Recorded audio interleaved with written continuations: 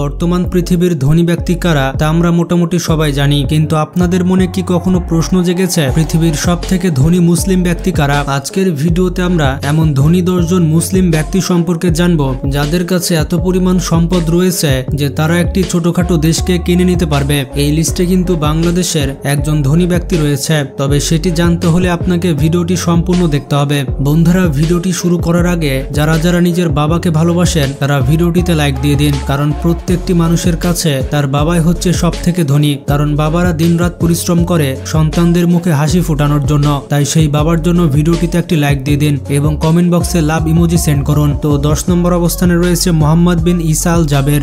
ঈসা আল জাবের হচ্ছেন একজন Saudi Arabian businessman এবং তিনি একজন বিখ্যাত উদ্যোক্তা। বর্তমান সময়ে তার মোট সম্পদের পরিমাণ $9.5 বিলিয়ন, যা বাংলাদেশি টাকায় 1,12,000 কোটি টাকা। আর মোট সম্পদ মানে তার গাড়ি বাড়ি এবং মোট দেনা পাওনা বাদ দিয়ে তার অ্যাকচুয়ালি নেট ওয়ার্থ, এবং যেই সম্পদের উপরে তৃতীয় পক্ষের কোনো দাবি নেই। তার সম্পদের মূল উৎস হচ্ছে হোটেল এবং রিসোর্টের ব্যবসা। সৌদি আরবের পাশাপাশি পৃথিবীর বিভিন্ন দেশে তার হোটেল এবং রিসোর্টের ব্যবসা আছে। এরপর তালিকার 9 নম্বরে রয়েছে মোহাম্মদ বিন রাশিদ আল মাকতুম। তিনি হচ্ছেন দুবাইয়ের রাজা এবং একই সাথে আরব আমিরাতের প্রধানমন্ত্রী। বিভিন্ন রিপোর্ট বলছে বর্তমানে তার মোট সম্পদের পরিমাণ $10 বিলিয়ন, বাংলাদেশি টাকায় প্রায় 1,18,000 কোটি টাকা। তিনি পৃথিবীর সব থেকে বিখ্যাত এয়ারলাইন্স কোম্পানি ইমারেটসের মালিক। এছাড়াও তার ব্যক্তিগত 2টি কোম্পানি রয়েছে, যার একটি হচ্ছে দুবাই হোল্ডিং কোম্পানি এবং আরেকটি কোম্পানি হচ্ছে দুবাই হোম কোম্পানি। দুবাইয়ে বড় বড় বিল্ডিং এবং প্রজেক্ট তৈরির কাজ করে থাকে মোহাম্মদ বিন রাশিদ আল মাকতুমের কোম্পানি।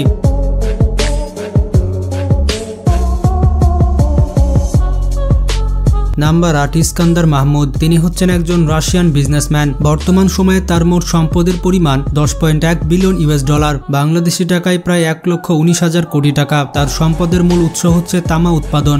দেশ বিদেশে অনেকগুলো তামার খনি রয়েছে। তার প্রতিষ্ঠানের নাম হচ্ছে UNMC। তালিকার 7 নম্বরে রয়েছে সুলাইমান কারিম। তিনি হচ্ছেন একজন রাশিয়ান বিজনেসম্যান এবং উদ্যোক্তা। বর্তমানে তার মোট সম্পদের পরিমাণ $10.7 বিলিয়ন, বাংলা টাকায় প্রায় 1,25,000 কোটি টাকা, এবং তার সম্পদের প্রধান উৎস হচ্ছে সোনার খনি। তার কাছে রয়েছে রাশিয়ার সব থেকে বড় সোনার খনি। এই সোনার খনি থেকে স্বর্ণ উত্তোলনের মাধ্যমে এত ধন সম্পদের মালিক হয়েছেন তিনি, এবং তিনি এই কোম্পানির 76% শেয়ার হোল্ডার। তালিকার 6 নম্বরে রয়েছে আজিম প্রেমজি। তিনি হচ্ছেন একজন ভারতীয় বিজনেসম্যান এবং উদ্যোক্তা। বর্তমানে তার মোট সম্পদের পরিমাণ $12 বিলিয়ন, বাংলাদেশি টাকায় প্রায় 1,40,000 কোটি টাকা, এবং তার সম্পদের মূল উৎস হচ্ছে আউটসোর্সিং কোম্পানি। তিনি ভারতীয় কোম্পানি উইথ লিমিটেডের প্রতিষ্ঠাতা। এছাড়াও ভারত সহ পৃথিবীর ছোট বড় বিভিন্ন কোম্পানিতে বিপুল পরিমাণ টাকা তিনি ইনভেস্ট করেছেন।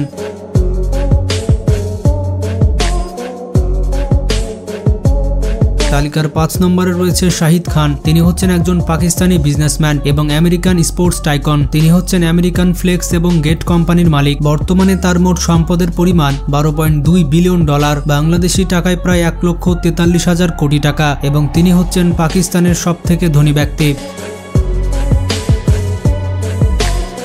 এরপর 4 নম্বরে রয়েছে ডক্টর মোহাম্মদ ইউনুস। টাকা পয়সার দিক থেকে এবং মান সম্মানের দিক থেকে বাংলাদেশের সব থেকে সেরা ব্যক্তি হচ্ছেন ডক্টর ইউনুস। ডক্টর মোহাম্মদ ইউনুসের প্রতিষ্ঠিত গ্রামীণ ব্যাংক মাইক্রো ক্রেডিটের মাধ্যমে লাখো মানুষের জীবন পরিবর্তন করে দিয়েছে। তার প্রতিষ্ঠিত গ্রামীণ ফোন এখন বাংলাদেশের শীর্ষ মোবাইল অপারেটর। শুধুমাত্র ব্যবসায় নয়, তিনি মানব সেবায় অনেক কিছু করেছেন, যার জন্য তিনি নোবেল পুরস্কার পেয়েছেন। ডক্টর ইউনুসের অ্যাকচুয়াল সম্পদের পরিমাণ কত তা বলা যাচ্ছে না, কারণ তিনি এখনো পর্যন্ত প্রকাশ করেননি। তবে বিভিন্ন অ্যানালাইটিক্স বলছে ডক্টর ইউনুসের মোট সম্পদের পরিমাণ $4.15 বিলিয়ন হতে পারে, যেটি বাংলাদেশি টাকায় কনভার্ট করলে হয় প্রায় 49,800 কোটি টাকা। ডক্টর ইউনুসকে যারা পছন্দ করেন তারা কমেন্ট বক্সে লাভ রিয়াক্ট দিয়ে যান।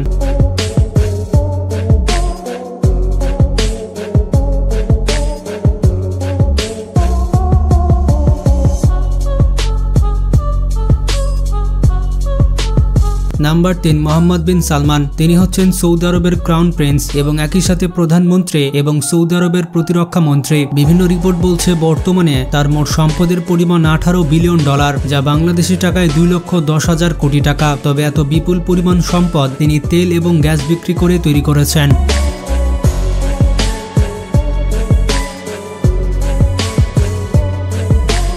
তালিকার 2 নম্বরে রয়েছে শেখ ওয়ালিদ বিন তালাল। তিনি হচ্ছেন একজন সৌদি আরবিয়ান বিজনেসম্যান এবং ইনভেস্টর। এছাড়া তিনি সৌদির রাজ পরিবারের একজন সদস্য এবং উইকিপিডিয়ার দেওয়া তথ্য অনুযায়ী তার মোট সম্পদের পরিমাণ 39 বিলিয়ন ডলার, বাংলা টাকায় প্রায় 4,68,000 কোটি টাকা। তিনি তার সম্পদ হোটেল, ব্যাংকিং এবং পেট্রোলিয়ামের ব্যবসা করে কামিয়েছেন। তিনি সৌদি আরবের বেশিরভাগ তেল কোম্পানির মালিক। তিনি এত বিপুল পরিমাণ সম্পদ বিভিন্ন কোম্পানিতে ইনভেস্ট করেন এবং ভোগ বিলাসিতার পেছনে ব্যয় করে থাকেন। তার লাক্সারিয়াস লাইফস্টাইল দেখলে আপনি অবাক হতে বাধ্য হবেন।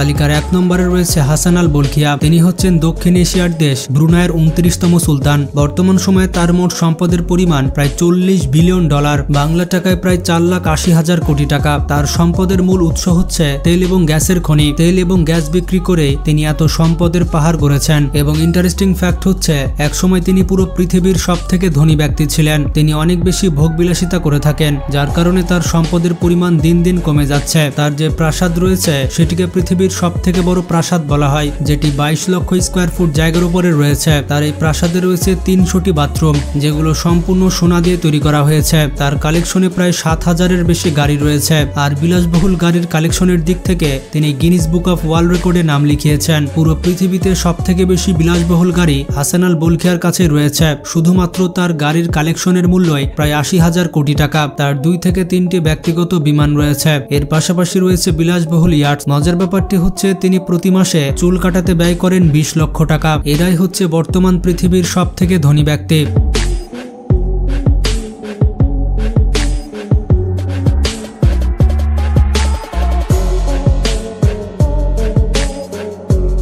তবে ইতিহাসের সবথেকে ধনী মুসলিম ব্যক্তি ছিল মানসা মুসা, যার ধারে কাছে যেতে হলে 100টির বেশি ইলন মাস্ক লাগবে। তবে তিনি যেহেতু এখন আর বেঁচে নেই, তাই তাকে এই তালিকায় রাখা হয়নি। যাই হোক, ভিডিওটি ভালো লাগলে বেশি বেশি শেয়ার করতে পারেন। আজকে পর্যন্ত ভালো থাকবেন। আল্লাহ হাফেজ।